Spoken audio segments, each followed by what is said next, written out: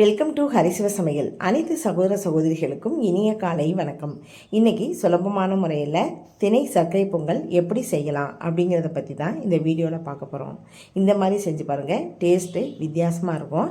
இப்போ இதுக்காக ஒரு பாத்திரத்தில் 200 கிராம் டம்ளரில் 3/4 பங்கு அளவுக்கு திணையும் 1/4 பங்கு அளவுக்கு பாசிப்பருப்பும் எடுத்திருக்கேன். இப்போ இதை பாத்திரத்தில் போட்டுட்டு இதுக்கு தேவையான அளவு கொஞ்சமாக தண்ணி சேர்த்து 2 தடவை கழுவிட்டு வந்துடலாம்.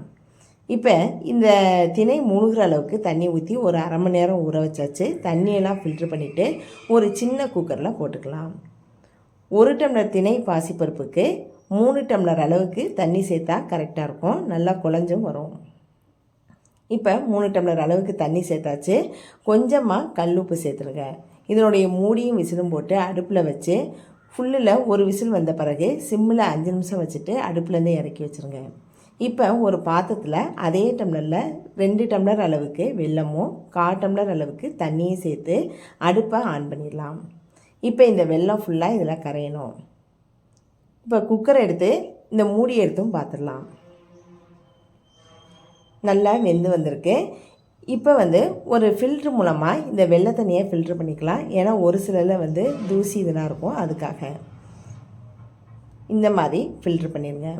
இதை ஃபில்ட்ரு பண்ணி முடித்த பிறகு ஒரு கரண்டி மூலமாக நல்லா இந்த மாதிரி கிண்டி விட்டுருங்க. இது தண்ணி மாதிரி இருக்கும், ஆனால் ஆறின பிறகு கட்டியாயிரும்.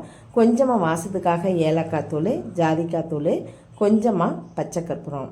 இப்போ ஒரு கரண்டி மூலமாக நல்லா இந்த மாதிரி கிண்டி விட்டுக்குங்க. இப்போ கிண்ண பிறகு இதை அப்படியே எடுத்து கீழே வச்சிடலாம்.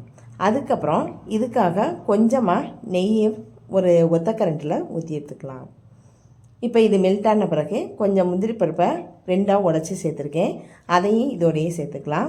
இது கொஞ்சம் பொன்னிறம் ஆகிறதுக்கு முன்னாடியே கொஞ்சம் கிஸ்மிஸ் பழத்தையும் இதில் சேர்த்துக்கலாம்.